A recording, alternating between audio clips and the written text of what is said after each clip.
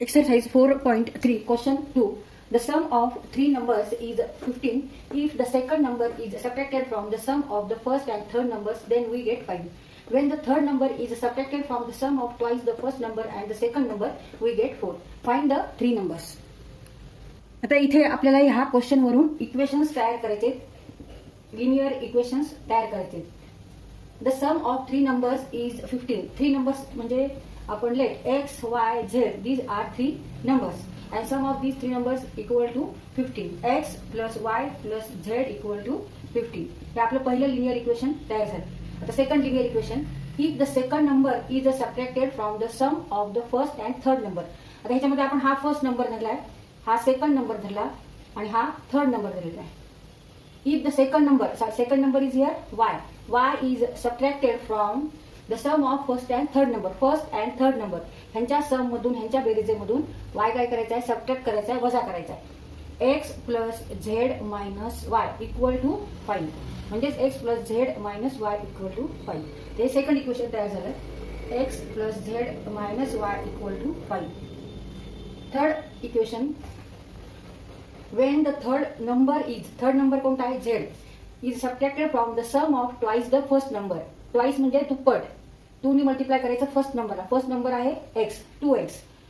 The third number is subtracted from the sum of twice of first number and the second number आणि first number, पहिल्या नंबरची twice करायची आणि त्याच्यामध्ये दुसरा सेकंड नंबर मिळवायचा आणि थर्ड नंबर काय करायचा, ह्याच्यातून सबट्रॅक्ट करायचा आणि इट इज इक्वल टू 4. मग 2x plus y minus Z equal to 4. The third number is subtracted from the sum of twice and the twice of the first number and the second number we get 4. Find the three numbers. मग आता हे तिसरं equation 2x plus y minus z equal to 4.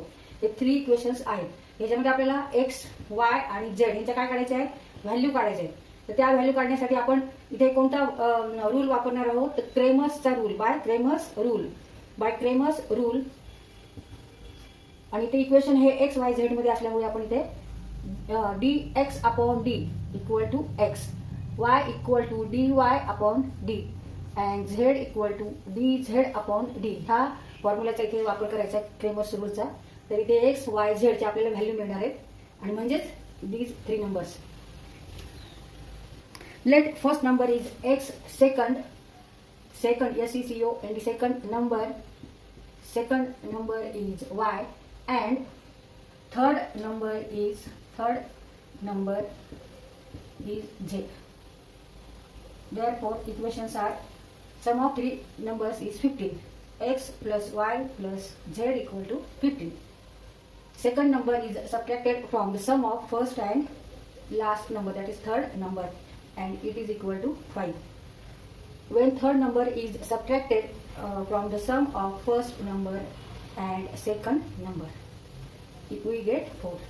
हे 4 equation आहेत. त्या determinant d equal to take coefficient of x, y, z 1 1 1 1 1 1 1 1 1. इथे आता 1 1 negative 1 1 negative 1 आणि 1. y चा कोएफिशिएंट काय आहे, निगेटिव्ह 1 आहे, मग तो इथे लिहायचा आहे. इथे आपण y चे कोएफिशिएंट लिहितो, इथे x चे आणि z चे. तर इथे x चा कोएफिशिएंट 2, y चा 1 आणि z चा निगेटिव्ह 1. हा डिटर्मिनंट सॉल्व करायचा बाय युजिंग एक्सपान्शन फॉर्म्युला. 1 ने मल्टिप्लाय करायचे, negative 1 into negative 1 1 minus 1 minus 1 1 minus 1 1 into negative 1 negative 1 2 into 1 2 plus 1 1 into 1 1 2 into negative 1 negative 2. पण ते आपण मायनस करत असतो, minus minus plus, negative negative become here positive. 1 1 minus 1 0 minus 1 minus 1 minus 2 minus 3 plus 1 plus 2 3 equal to negative multiplication of two negative number equal to positive number plus 3 plus 1 into 3 3 plus 3 6. Therefore value of d is here 6 and it is not equal to 0. त्यामुळे इथे आपण क्रेमर्सचा formula वापरू शकतो. d equal to 6 and it is not equal to 0. Therefore use here Cramer's rule. तर आपल्याला dx काढायचं आहे. dx काढण्यासाठी आपल्याला फक्त फर्स्ट कॉलम चेंज करायचा आहे. फर्स्ट कॉलम मध्ये 1 1 2 आहे, म्हणजे x चे जे कोएफिशिएंट आहे त्याऐवजी आपल्याला काय घ्यायचं आहे, 15 5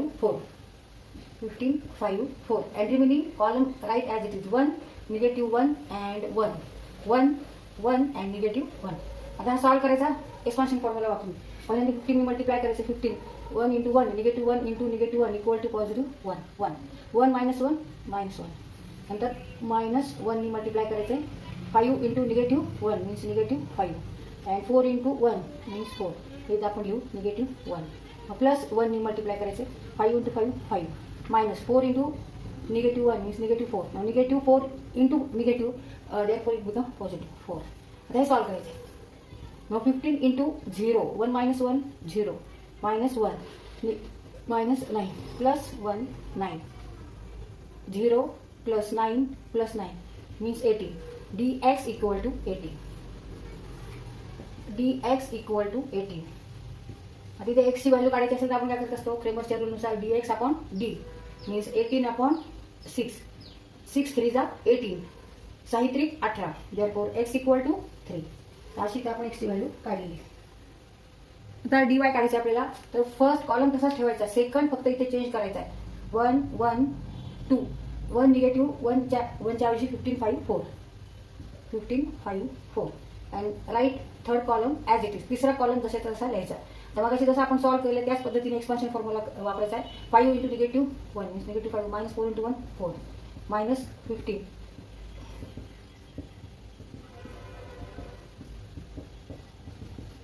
हे सॉल्व करायचे 1 in bracket negative 9 minus 15 minus 3 plus 1 4 minus 10 means minus 6 minus 9 plus 15 into 3 15 गुणिले 3 15 3 45 15 into 3 45 and negative negative become here positive. Multiplication of two negative number equal to positive number. दोन ऋण संख्यांचा गुणाकार हा धन संख्या येतो. ऋण 6 वजा 6 minus 6 minus 9 and minus 15 minus 6 means 9 plus 6 15 plus 45 equal to 30. Therefore dy equal to 30. dy ची व्हॅल्यू आली 30. ह्यावरून आपण y काढू शकतो. y equal to dy upon d means 30 upon 6 5 y equal to 5 6 5 जा 30. तर dz काढण्यासाठी आपल्याला फक्त थर्ड कॉलम चेंज करायचा. फर्स्ट तसाच ठेवायचा 1 1 2 1 1 2 1 निगेटिव्ह 1 1. थर्ड कॉलमच्या इथे काय लिहायचं 15 5 4 15 5 4. तर मग असे सारखाच हा सॉल्व करायचा आहे.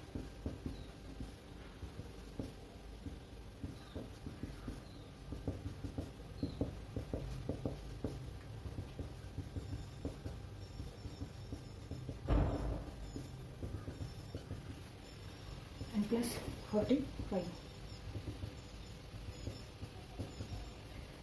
42 45 minus 3 42. Therefore dz equal to 42. Therefore z equal to 42 divided by 6. Z equal to dz upon d. dz is 42 and d is 6. 6 पंचे 30 6 6 36 आणि 6 सते 42 6 into 7 42. Z equal to 7. Therefore z equal to 7. By Cramer's rule, x equal to dx upon d, y equal to dy upon d, and z equal to dz upon d. X equal to dx is 18 upon 6, y equal to dy is 13 upon 6, and z equal to 42 upon 6. X equal to 3, y equal to 5, and z equal to 7. Answer.